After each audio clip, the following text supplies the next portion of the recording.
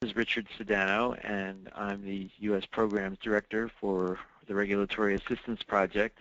And the webinar that we have for you today is about gas, and our presenter is going to be Carl Linvill. I'll introduce him in a moment.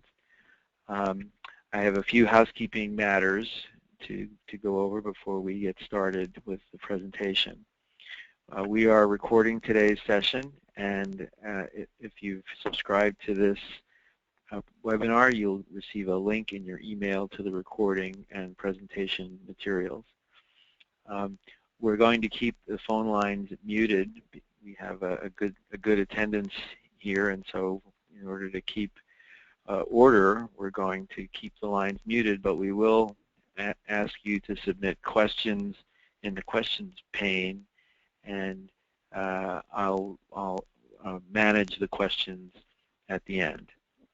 We'll pause during the presentation for clarifying questions. So if we see questions come in by the middle of the webinar that are of a clarifying nature, we'll take those.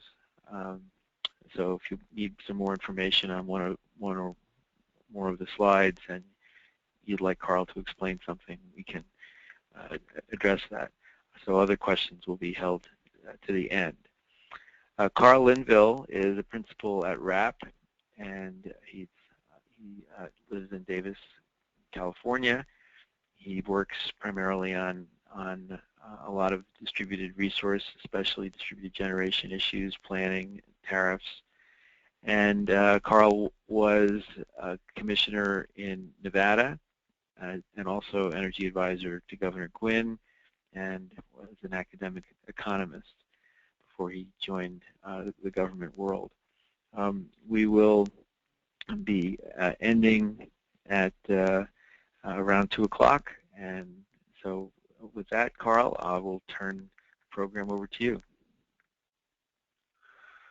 Okay, thank you, Rich. I think we have one more slide here on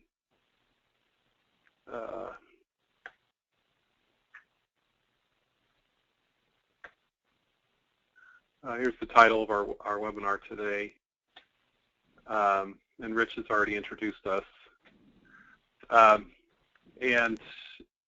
This is, Rich, did you want to say anything more about the question pane, or you feel comfortable having covered that? I'm hoping that everyone has some experience with GoToMeeting, the GoToWebinar, and will find the question pane within the control panel and can enter the questions, and I will see the questions as they come in.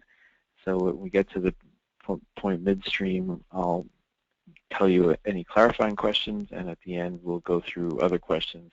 We should also appreciate those of you who sent questions in advance. It's nice to have a few minutes to think about those things in advance, and we have those ready to go, whether or not anyone asks any questions right at the moment. With that, Carl, I think you should commence. Okay, great, thanks. Okay, so the topic today, as Rich said, is natural gas, and the reason for this presentation, and also for a paper that'll be appearing in Public Utilities Fortnightly on this subject, is concern that we may overinvest in natural gas, that we may not be discriminating enough in terms of considering alternatives. And so from that perspective, I want to point out that in this presentation we're going to talk about how inexpensive gas indeed can be a blessing. It's definitely providing an economic boost at this point in time in the United States, but it could also be a curse, and it can be a curse if we see the near-term price signal in a way that causes us to overinvest and creates stranded costs. I'm going to consider this sort of what gas we need by talking about 3 different low-carbon pathways that are often put forward, and discussing, what the role of gas is likely to be in those. It's often said that gas is like the Swiss Army knife of generation, that it can be used for many different purposes. But as that initial graphic that we showed at the beginning conveys, while a Swiss Army knife is a great tool if you're away from your toolbox and you need something out in the woods or away from where you have access to the full toolbox, can be the perfect tool, but it's not always the best tool given the situation. So we're really concerned with making sure that you have the full toolbox at your disposal in the power sector of the future. And we are concerned that one may be led to think that just because flexibility has value, that means a box full of Swiss Army knives might be valuable. We're going to talk a little bit about stranded investment risk, and then at the end, I'm going to provide a recommended process for limiting stranded costs associated with unnecessary natural gas investment. So, some people are really excited about gas. It's not hard to find very aggressive gas futures being promoted. Looking at some numbers from EIA and from INGA, it's pretty easy to find $500 billion of necessary, as thought by those folks, investment in gas generation and midstream infrastructure by 2035. But as I said, inexpensive gas could be a blessing or a curse. And as I said, current gas prices low are definitely an economic boost, but there is this stranded cost risk hanging out there. So let's think a little bit about the low carbon pathways that are commonly discussed.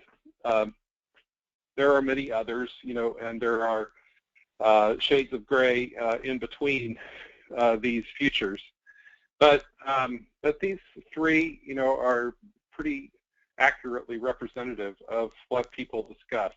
The first is a large-scale renewable energy future where you have much greater grid extension and integration. So you're drawing renewable energy resources from many different places. You're integrating them effectively. You're consolidating control areas and things of that sort, and meeting your low carbon goals with an emphasis on that remote large-scale renewable energy generation being much better interconnected and integrated. A second view is that customer resources, distributed generation, storage, demand response, energy efficiency become an effective portfolio. They collectively become very cost-effective, and they end up dominating the future. So there's less of the large-scale regional renewable energy investment and more local renewable energy investment. And of course, as I said, there are shades in between those two extremes, combinations one could envision. And the third view is that really, the operation of the system isn't going to change all that much from the way it works today. We're going to be adding big, large-scale generation, central station generation that operates as baseload, nuclear or fossil with carbon capture and sequestration, and that the low-carbon future will be achieved with those baseload resources. Oops, excuse me.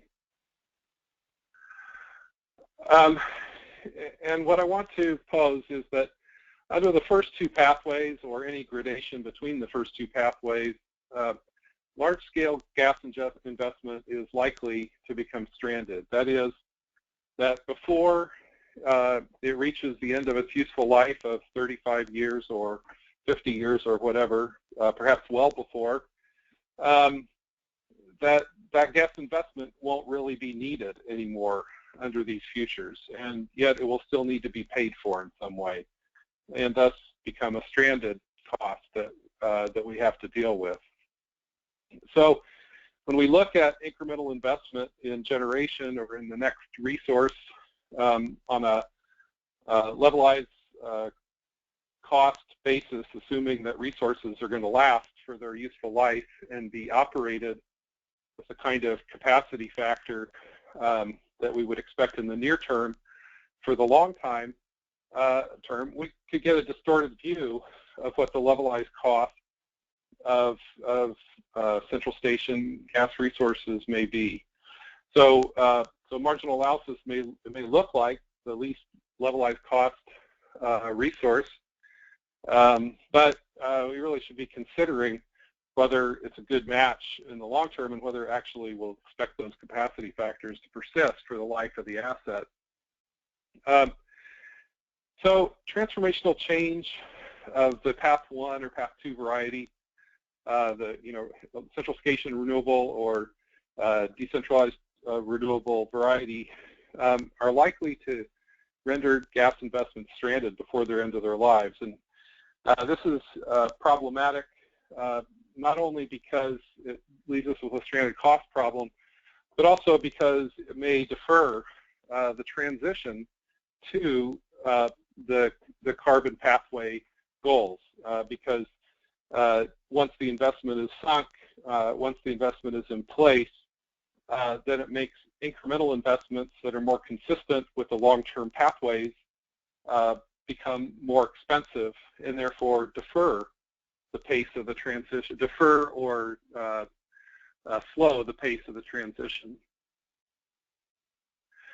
So the question as I see it is, large-scale central station gas investment is probably not very risky for Pathway 3. It's probably because in Pathway 3, we assume that we're going to be dependent upon carbon capture and sequestration. And so, maybe those central station baseload resources will still be useful in that system, and they'll just need to be captured and sequestered. And maybe it's not as big of a risk if we assume we're going to Pathway 3. Or if we assume that, really we're going to continue to follow an incremental trajectory and not go quickly to any of the 3 pathways of lower carbon emissions, then maybe the gas investment is not a big stranded cost risk. But the question I would pose is, would you want to bank on that? Would you want to bank on incremental change or a Pathway 3 future? Personally, I don't feel comfortable banking on either of those. So how much gas do we need? How much do we need for base load and for flexibility? The system as it has been operated in this legacy, the upper frame of this slideshow, or this slide, conveys, how what type of plants exist on the system and how they're utilized. And so basically an incremental change, future where you're basically continuing operating the grid as it's been and not changing the way the grid operates, would lead you to continue to use a lot of baseload resources, but this may not be the most cost-effective way to go forward. A transformed system is much more dependent upon Midmerit plants to complement renewable generation and less dependent upon baseload generation. So first of all, we would expect that there would be less baseload generation and more flexible generation. And so far, the Swiss Army knife is looking pretty good. But the thing is, the flexibility comes from many different places. This slide is taken from IEA. One may quibble with the relative cost of these things as they are portrayed here. But basically, the orange arrows represent demand-side sources of flexibility. The green arrows represent supply-side sources of flexibility. And you can see that vertical axis is cost of flexibility from those resources, and the horizontal axis is the penetration of variable renewables. So the IEA's depiction of the situation of the grid is that as variable energy penetration increases, we're going to be adding more and more of these sources of flexibility in order to keep the system reliable. But the purpose that I put this slide in for is not so much to endorse the ranking of these things or the costing of them, but as to say that you know, from many sources we're seeing that there are many sources of flexibility that are being used on the system or are projected to be used on the system. So, so the Swiss Army knife has competition.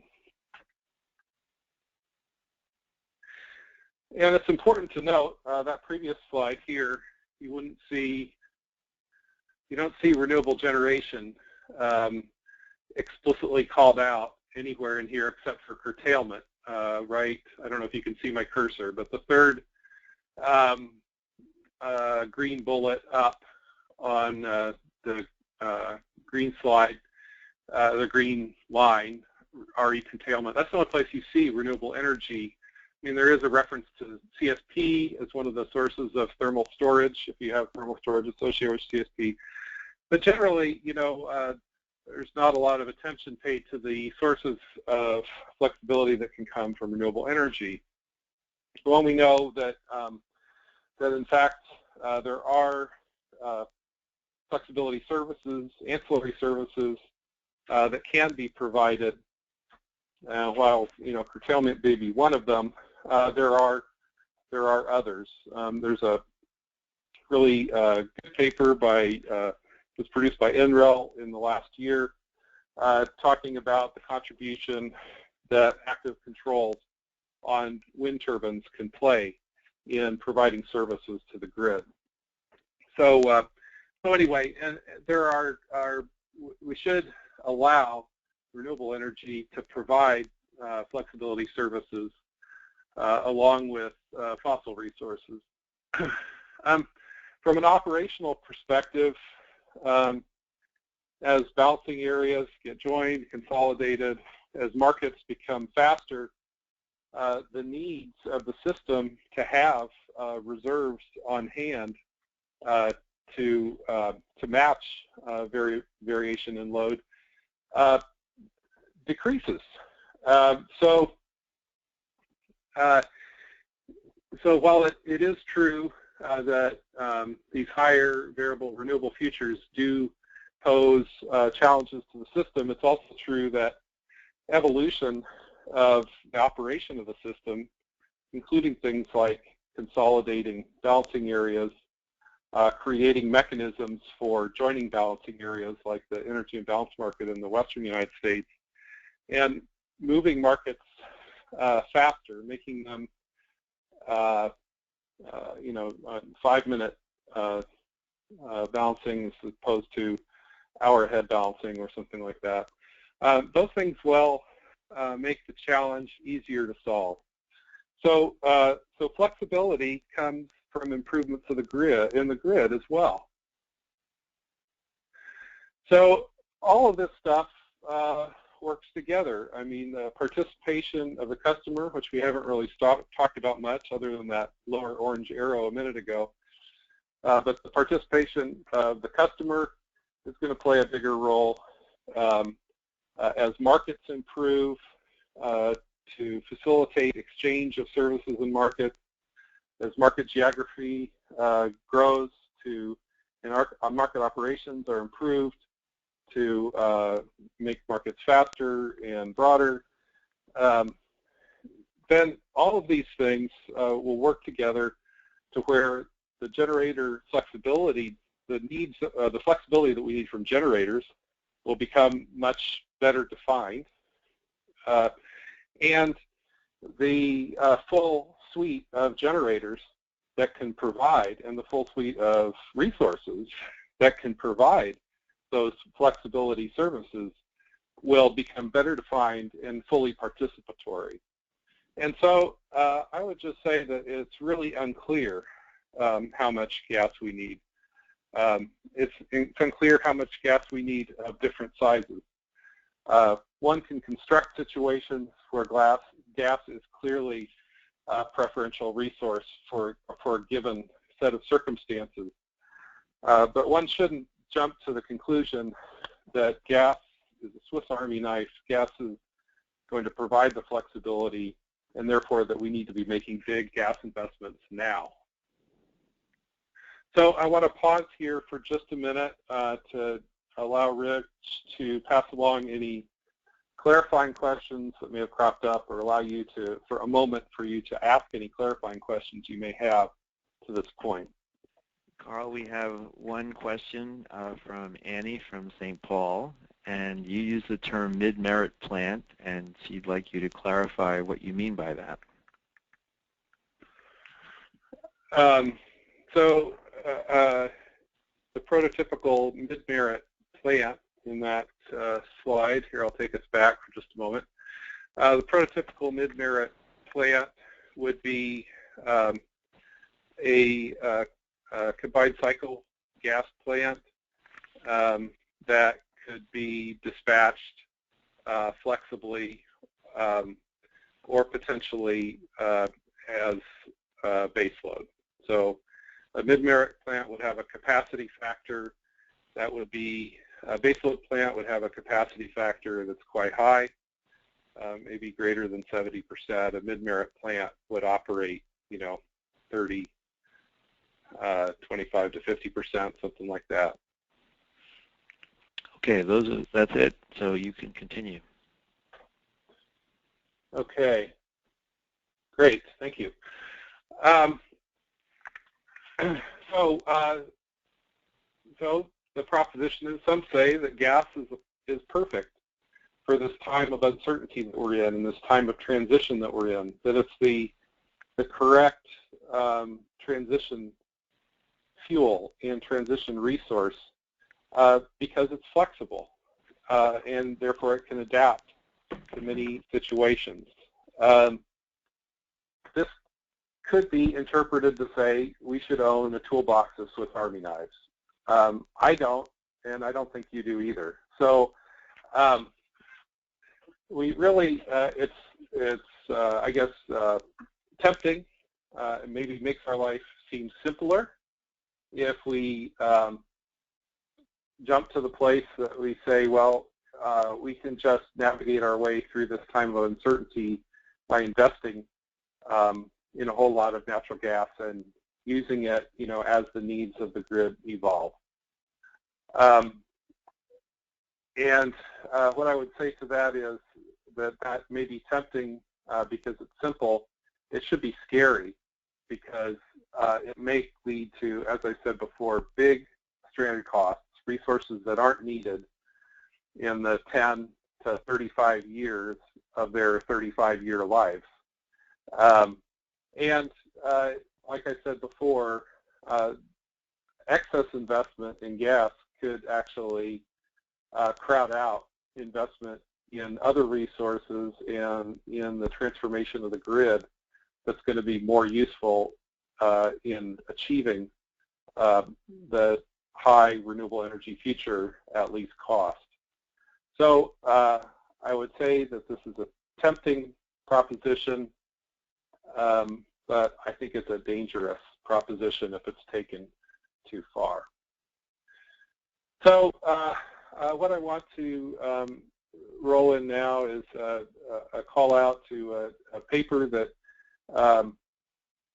Rich did with Ron Binns and Laura Fury for Ceres. First a couple of years ago, and then it was such a fabulous product, they asked for a second edition. So a second edition came out in 2014. And what they argue in that paper, is that, this hard work that I'm suggesting we need to go through, this hard work of figuring out how to navigate without overcommitting to one resource or another, really is appropriately addressed through considering cost and risk together. And many sources of risk are qualitative. They can't be strictly quantitatively defined. But that shouldn't sway us from explicitly considering the risk and cost of different resources for these different resource futures. And it shouldn't keep us, and in fact, it's a good way of engaging a broad range of stakeholders in thinking through the process of, what investments really make sense in the near term as we navigate toward this long-term transformative place. I've thrown in a slide from the paper, which just captures in a snapshot. Ron and Rich and Laura thought about qualitative sources of risk. They identified categories. They came up with some, consensus assessment among them of, what these different resources present in the way of risk. And I encourage you to look at the paper to see what those sources of risk are and how they thought about them. And a levelized cost of energy assessment as well.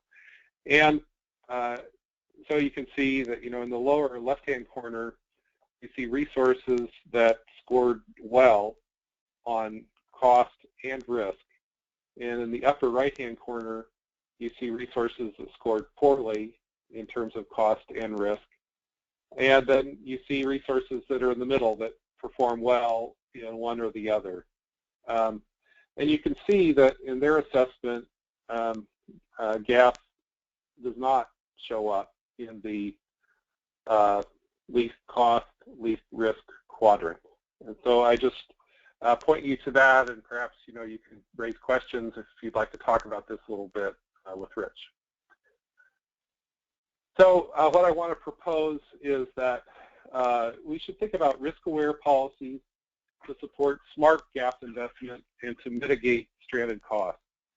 And I guess the main point, the main thing I really want you to take away from this presentation is that the risk of stranded costs should become a central feature in the assessment or any kind of regulatory approval of incremental investments, and that simply comparing things on a levelized cost of energy basis should be discouraged at this time where we're in a transition and where the duration of an asset's useful life needs to be considered from an economic basis as well as a physical basis.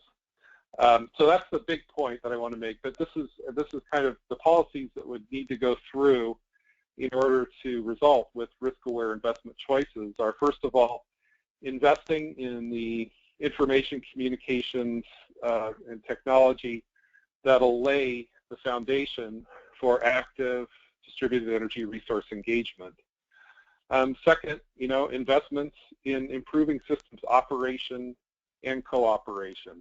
So things that improve the efficiency, improve the ability to share resources, to match complementary renewable resources from different regions that facilitate utilities or aggregators in being able to put together portfolios from a broad area. All those things should be considered in selecting investments for improving system operation and enabling cooperation. The third, system needs should be made transparent. Whether you're in an area of the country where you have a market and all exchanges are basically mediated through a market, or whether you're in an area where there's a mix of market and procurement of resources, or whether you're in an area where there's still really integrated planning. In any of those three environments, system needs should be made as transparent as they can. And what I mean by system needs is, it's not uncommon to convey the energy needs of the system. It's not uncommon to convey the peak capacity needs of the system. It is less common to convey other capability needs that fall in between energy and capacity. So ancillary services or new services that don't yet exist, such as ramping capability and things of that nature. There should be an effort to make the system needs as transparent as possible, because if those needs aren't made transparent, then you can't create a platform for conducting competition and a platform for assessing the relative cost of all resources. So if not everyone has access to that information about what the system needs, then you will get a limited range of alternatives. Your toolbox will be relatively thinly populated. Fourth is about populating that toolbox. The fourth thing is to explicitly, aggressively include resources that have the capabilities to provide flexibility, energy, and capacity to the system. And so that means qualifying demand response resources that can demonstrate that capability, qualifying wind resources that have active controls that can provide some of those capabilities, providing the full suite of resources to be included in that competition. Fifth, excuse me, I have here procure and dispatch cleaner energy resources first. And the reason that this is in here is partly to address the concern of investment being crowded out by less clean resources. So if your goal is to transition to a system where you have far greater penetrations of cleaner resources, and you overinvest in resources that are in the near term for a limited duration of time, the most cost-effective, but in the long term become a burden, then you really shot yourself in the foot. And so procuring, there should be a bit of a bias towards procuring and dispatching cleaner resources first to try to level the playing field and to expedite the transition towards a cleaner resource portfolio. And then finally, there should be an explicit effort to permit beneficial resources. So if a log line transmission line is helpful in joining resource areas that have complementary renewable characteristics, then that should be something that you think about as a potential beneficial resource, and something that you should seek to improve the process of permitting. One thing that I have not, that I've forgotten to mention to this point, that I just want to mention while we're on this last slide, be thinking of your questions, please, or comments, is that there is smart gas investment out there. I have put my hand on the scale of saying, less gas, less gas, less gas. That doesn't mean no gas, no gas, no gas. It just means that we should be strategic in our gas investment and not be exuberant about the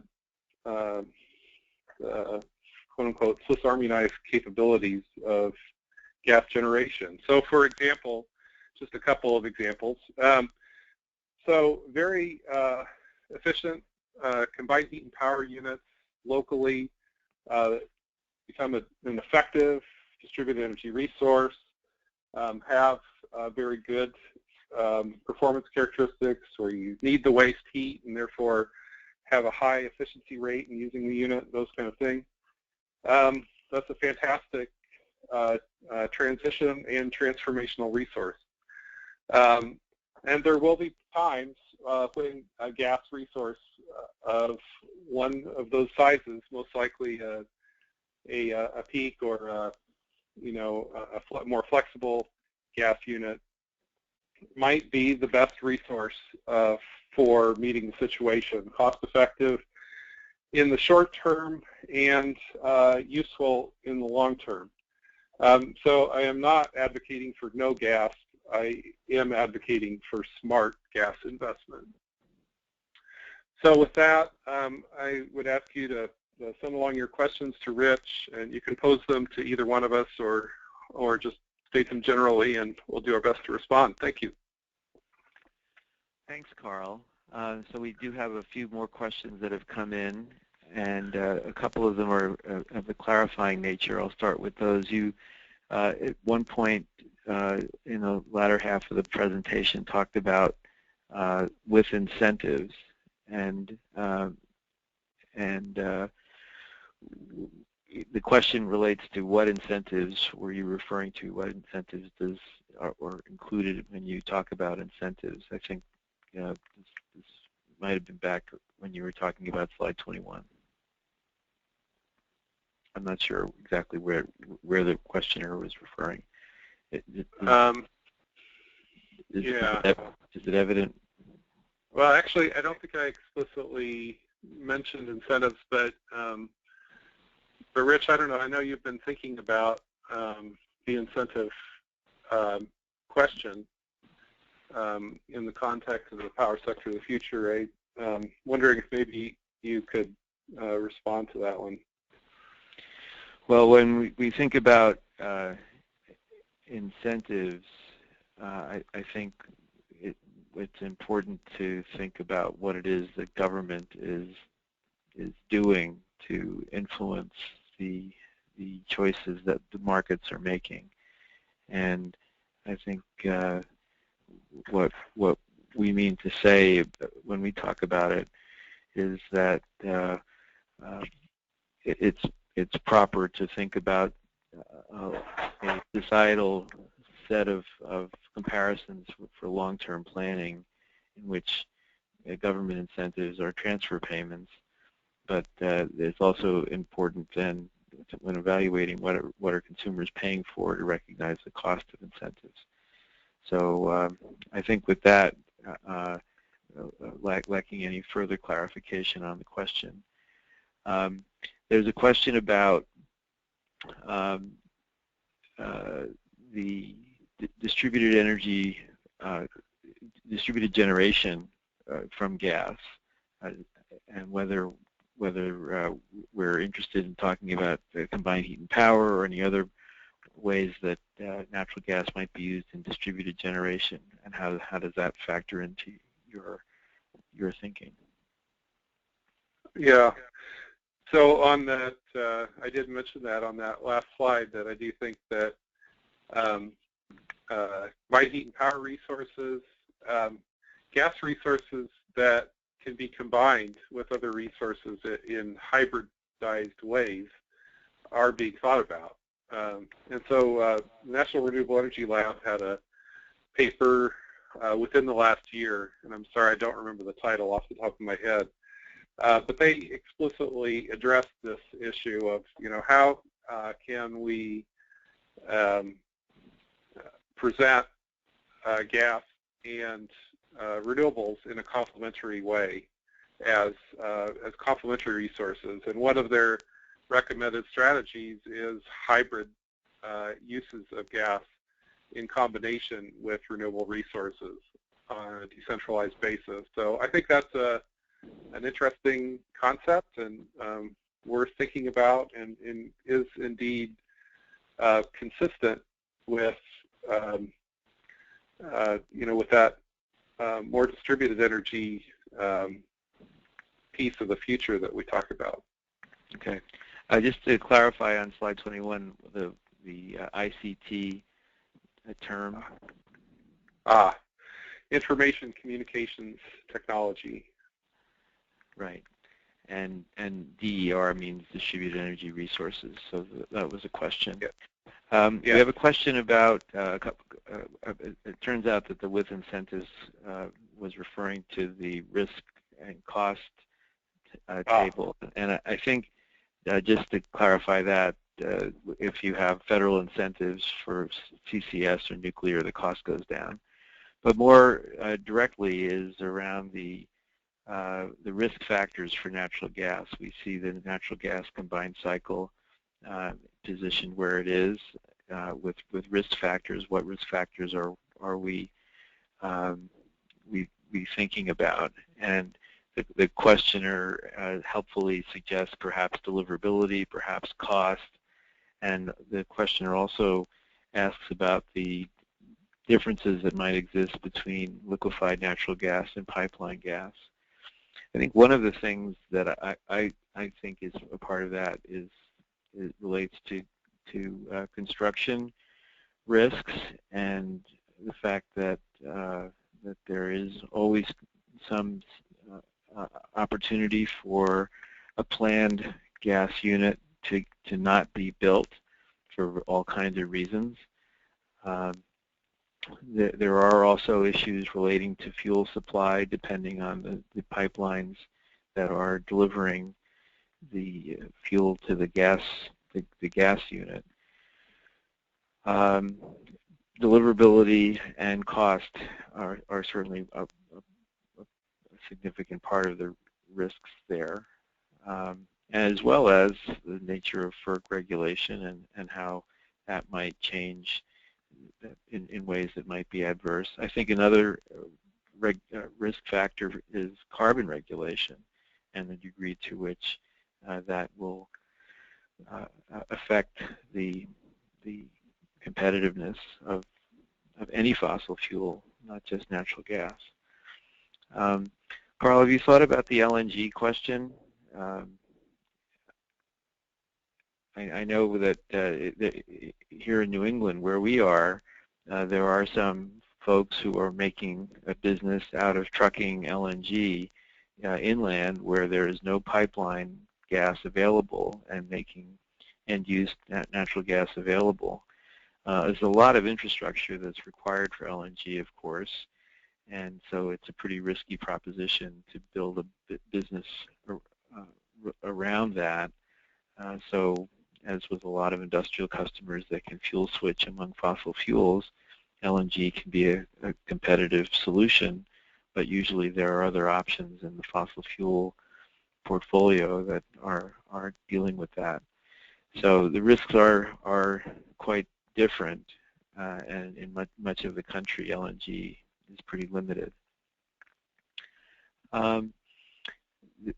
There's a question here about the Swiss Army knife analogy, and do caveats apply to electricity as well as we begin to use it more for heating and transportation?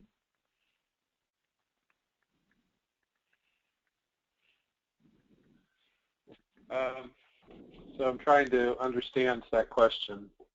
No, we're not going to. We're not going to be able to interact with the questioner, so we'll have to just say. I think what you've been saying is that the natural gas has to be considered in the context of a large reservoir of resources, and I take it electricity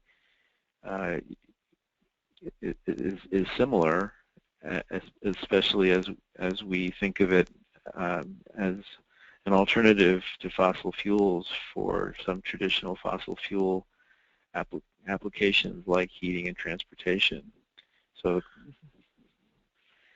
that's the question. Well, I think, I mean, so new end uses like increased use of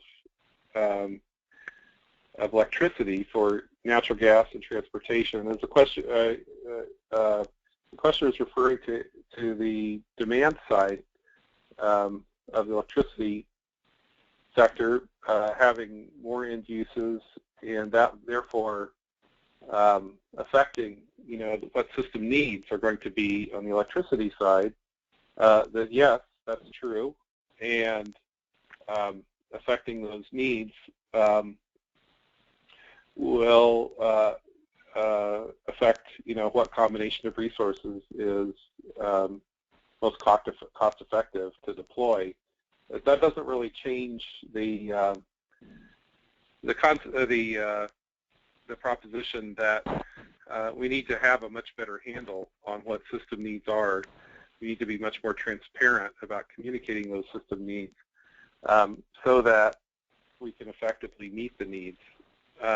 So if the question is more focused on natural gas and electricity competing against each other in providing heating and transportation services, then yes, it's true that natural gas can also be a resource that provides those direct use services in competition with electricity. And I guess, yes, you could, when I was referring to the Swiss Army knife of gas, I was referring to the Swiss Army knife of gas generation.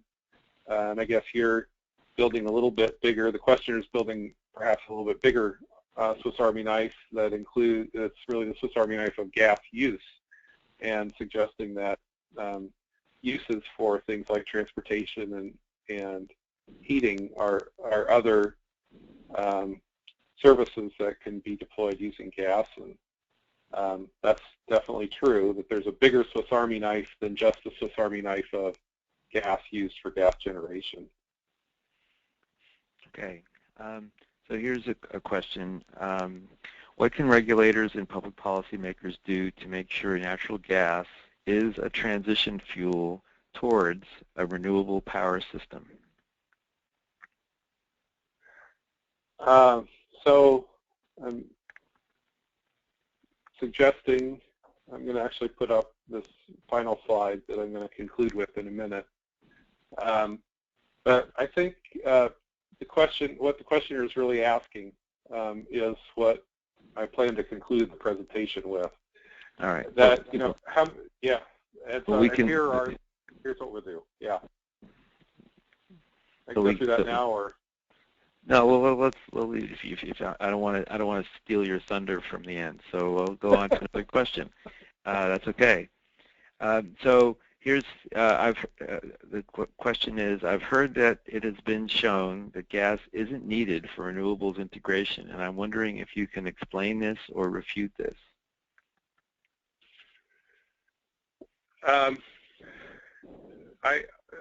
Personally, I don't agree that gas isn't needed for renewable integration.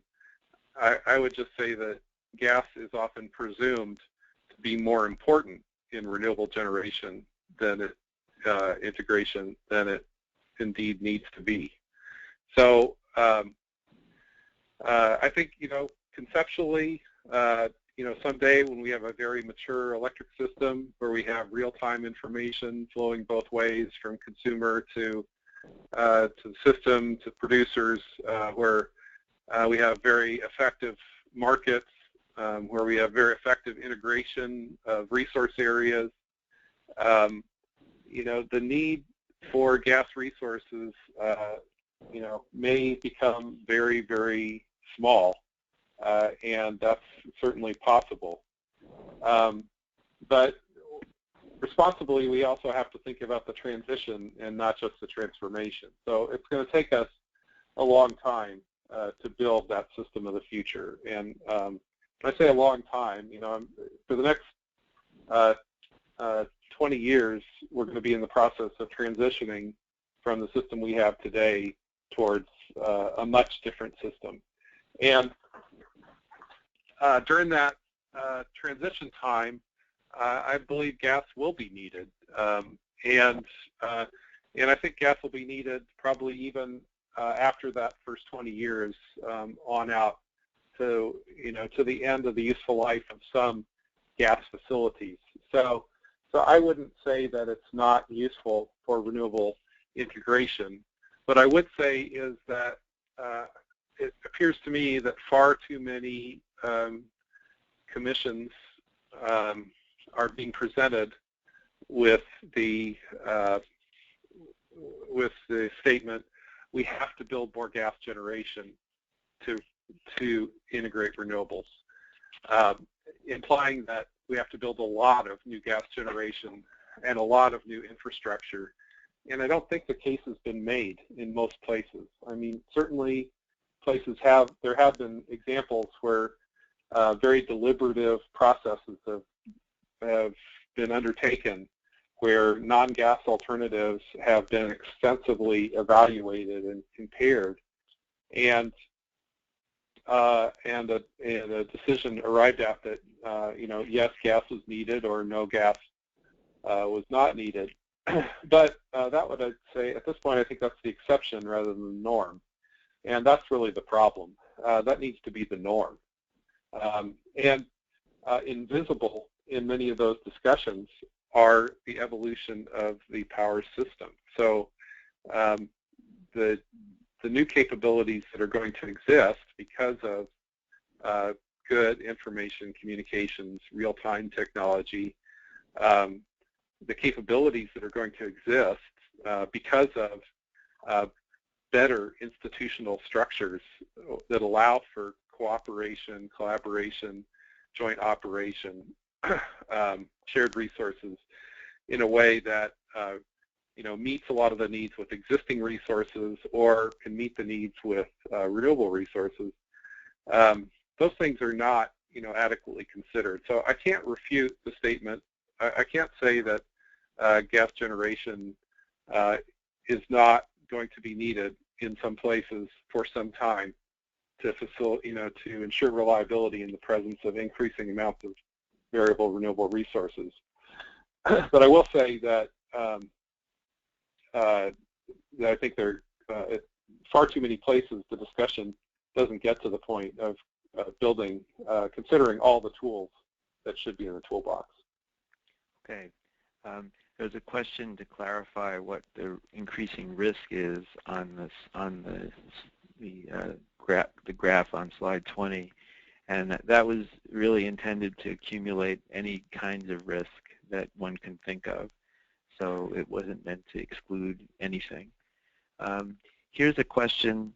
Resource choices in regulated markets are often made based on modeling output. How can we reflect the energy imbalance market or other market improvements in modeling assumptions? Would it be simply a lower renewable integration cost assumption, a lower curtailment assumptions, or off-system sales opportunities? So this is how do we bring this down to modeling? Well, I don't think I'm the best person to answer that question. So I think there were, as you probably know, extensive modeling efforts undertaken to evaluate the benefits of the energy imbalance market in the Western U.S. The Western Electric Coordinating Council has a team within its staff that has looked at this question. NREL was the initial entity that was involved in producing modeling results of EIM benefits. E3 later produced some modeling results of EIM benefits. So I'm afraid I can't answer your specific question about how to best capture EIM benefits in modeling. But I would refer you to those resources and to others that have prepared recently at the national labs. Okay. We have a question about recommendations on phasing out natural gas and over what time frame. And I'll just quickly say that if one subscribes to the science of climate change, its rate of development, and its effects, then the idea of decarbonizing the electric grid later this century, sooner probably is better, and choosing intermediate targets for 2030 and 2050 as the European Union roadmap suggests, and perhaps as the EPA greenhouse gas rule might do also, seems like a wise thing. So having some sort of long-term objective and some intermediate goals. We're at the point, Carl, now where it's appropriate for you to finish your closing thoughts, including addressing the question we had before, so take it away. Yeah. Okay, thanks, Rich. So, the purpose of this presentation has really been to help you, encourage you to think about how much gas do we really need, and what's kind of the algorithm of thought process that we should go through in terms of building out the tools in the toolbox that can be used so that we aren't left in the situation of just saying, well, we need a whole lot of additional gas generation. So, I'd say the first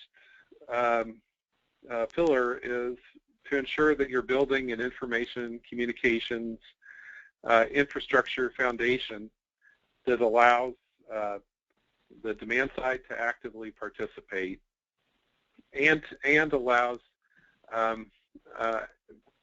better real-time communications to ensure reliability on both the bulk electric system and the local distribution systems. And I think only with that foundation can you really effectively qualify the full range of resources that could be providing energy and resources to the grid as a whole and meeting the needs of the grid as a whole. The second is to make the system needs transparent. And making the system needs transparent shouldn't wait for that perfect infrastructure to be in place. We should be seeking to make the needs transparent so that third-party service providers, third-party generators, different technologies, including renewable technologies and distributed technologies, including energy efficiency and demand response providers, that people have a much clearer picture of what the needs of the system are, and so that they can assess the value proposition from their perspective in meeting those needs. So needs can become far more transparent once the real-time infrastructure foundation is in place. But even in the meantime, we should be seeking to improve the transparency of system needs to the maximum extent we can so that we can begin adding tools to the toolbox as soon as possible. Then the third one, again, is promoting resource inclusivity. So ensuring that for any system resource need, like an ancillary service need, for energy needs, for capacity needs, resources, and by this I mean generation resources, I mean customer resources along the range of distributed energy resources, are qualified to provide services, if they can demonstrate, if they can meet the threshold for providing the quality that's necessary for them to compete in that segment or in that place. I don't think that we're anywhere close to that today. And again, this goes toward, from a resource perspective, getting as many resources into that toolbox as possible. Policies to procure and dispatch clean energy resources first, are effectively like renewable energy standards, renewable portfolio standards, EERSs, things that give us a push in the direction of toward the transformed grid that we see evolving, towards the Path 1 and Path 2 visions that we talked about toward the beginning, are beneficial because they help to deter investment that ends up crowding out those more preferable resources. And if left to our current modes of operation, we might be predisposed, many commissions might be predisposed to solve many problems with gas without adequately considering the transition and the stranded asset risk. I think that procuring and dispatching clean energy resources first as a policy matter helps to even out that potential bias. We've talked already about facilitating infrastructure that improves operation and cooperation around the grid. And then, and so again, in this toolbox, this isn't a toolbox just of generation resources, it's also a toolbox of system resources, of system capabilities, that improvements like creating an energy imbalance market that improves operation and cooperation in some places.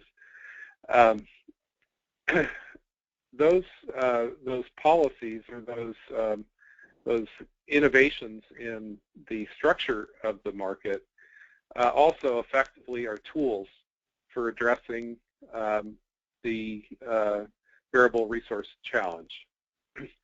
So once we have these tools or policies that point us in a way along these 5 paths, then I think we can go back and ask the question, okay, now how much gas do we need?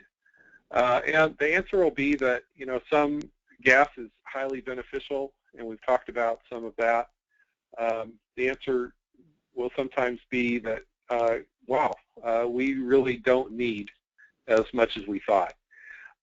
So that's those are the kind of the policy pillars, I think, moving us towards kind of a rational gas infrastructure and generation investment path.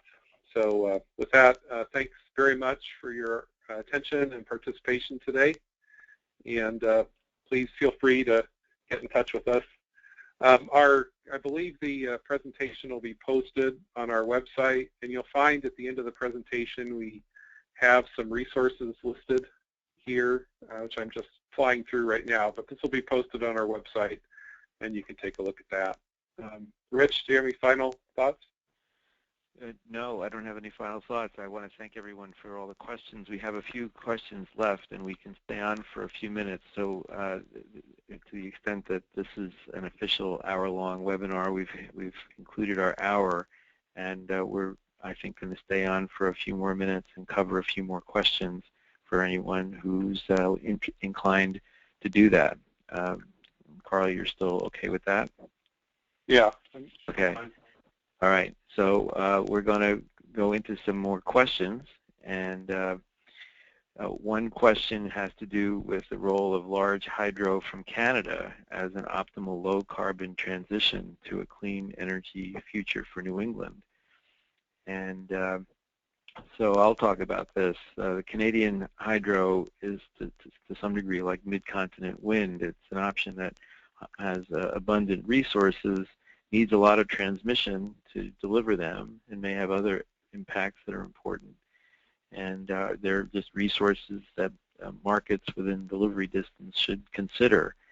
So in New England, I happen to live in Rhode Island, which is within transmission distance of Canadian hydro, but it's still got to go through some states. And it's an option compared to other options that these markets can consider. Another question has to do with the 3 pathways, Carl, that you talked about on a few slides back. What do we think it'll be, one or just one of them, or could it be a combination of all 3 of them? Yes, you're on that slide now, slide 8. Yeah, yeah. Well, I can, personally, I think it's going to be a combination of 1 and 2.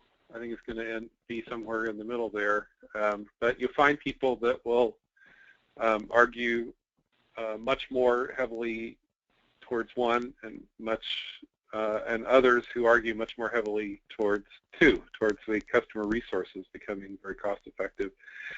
As far as nuclear and fossil with carbon capture and sequestration, I'll just give my opinion that I personally don't see that playing a big role. I know that there are people that have done studies in places in the world where they say well, there really aren't the other low-carbon resources available or the infrastructure available to access low-carbon resources. So we're going to need more of those baseload resources. So I guess, with that caveat that, each different countries, different places within the U.S. May be somewhat different, and I may be biased by the parts that I am more familiar with.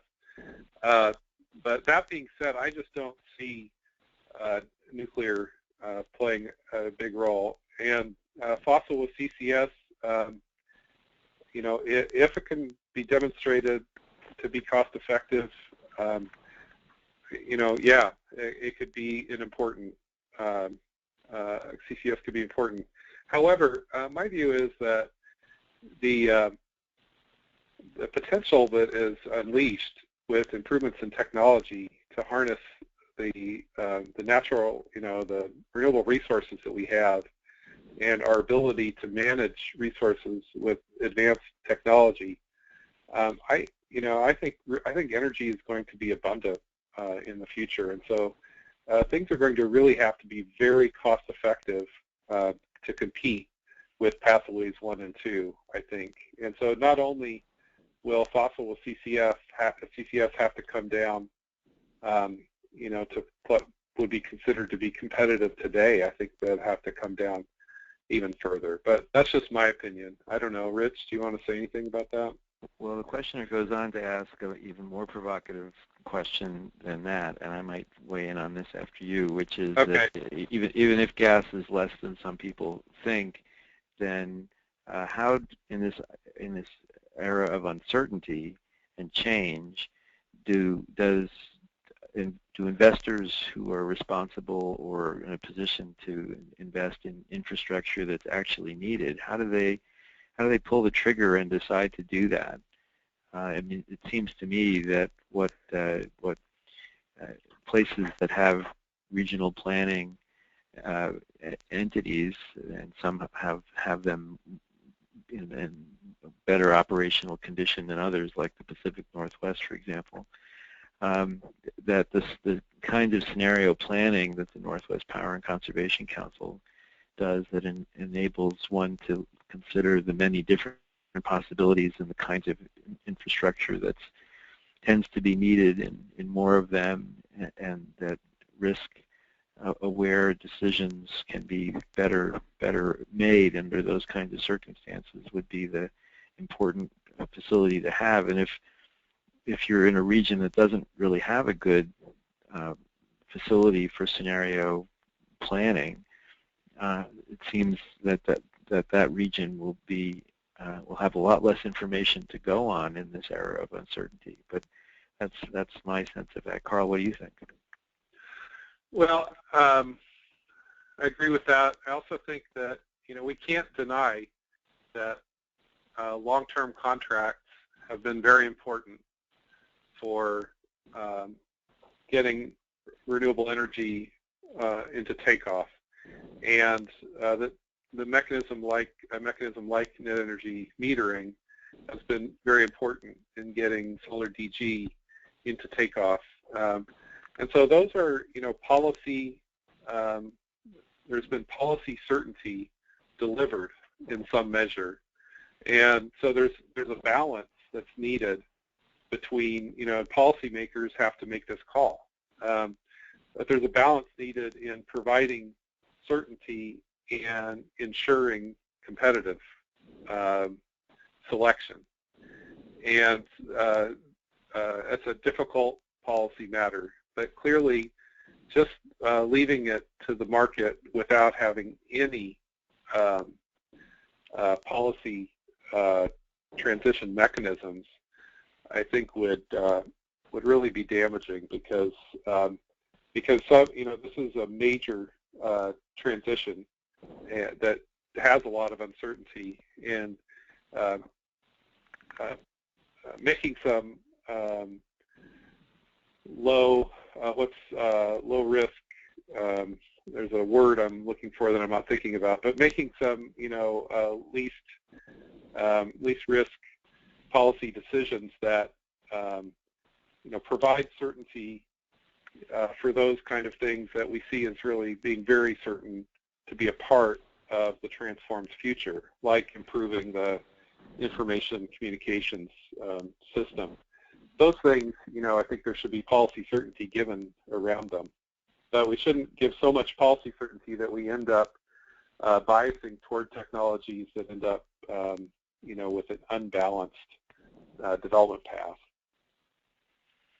Okay, here's a question. What's the best way to incentivize flexibility in a country's electricity generation fleet? RAP has written about this. We like strengthening ancillary service markets for flexibility services with objective capabilities for those services that will require significant volumes of flexibility to support the renewable energy. Today, we seem to rely a lot on the residual capacity of existing resources to provide flexibility. To me, it's like finding quarters inside the couch instead of going out and actually developing flexibility resources. And so we have our Beyond Capacity Markets paper that fleshes that out. For places with capacity markets, we suggest differentiated capacity markets that value more resources that have more flexibility. There's another question about whether we should be thinking in terms of integrating additional natural gas, and the questioner gets a little technical. Should we be pressing for different nomination cycles? So this is, I think, about the electric and gas integration issues that FERC has been dealing with, and that some of the RTOs have been talking about lately. And I don't have a whole lot to say about that, except that I think they're now on the right track of trying to better integrate electric and gas markets. Carl, do you have anything else to add about that? No, I just say that I agree that since gas is being used differently, there's a need to make some effort to harmonize gas and electric markets, and I agree that they're taking steps toward doing that. Okay. And the last question that we'll have before we close this down is that there are those who are suggesting we should be cautious about expanding gas infrastructure. Perhaps this is just a different way of saying some of the things you've already said, but getting to a particular point about it. That once we expand gas infrastructure, we'll feel the need to use it, and therefore, if it makes sense to reduce gas, it'll be harder to reduce the use of gas in the future if we're expanding gas infrastructure today. And that sounds like what you're cautioning, but do you want to comment on that specific concern? I agree with that. That is part of what I was trying to address, and I think the solution is for the scenario analysis that's done to justify public support for gas infrastructure investment should consider very different futures that reveal the risk that infrastructure may not be well utilized. And then, from there, you can trace out the implications of that along the lines that you're saying. That, well, if there's a real risk there, then is it even worth doing? And does it, in fact, introduce other biases that could actually make things worse? So I agree with your thought process there, and I think, robust scenario analysis, a wide range of alternatives with a very full toolbox would be an appropriate way to try to reveal or unearth any kind of bias going on there. Okay, it's 1/4 the hour, and that's going to be the end of our bonus period. Thank all of the participants who are still on for your interest in today's webinar. A recording will be available along with the presentations, and you'll get information on how to access that by your email. Thanks very much, and have a good day, everyone.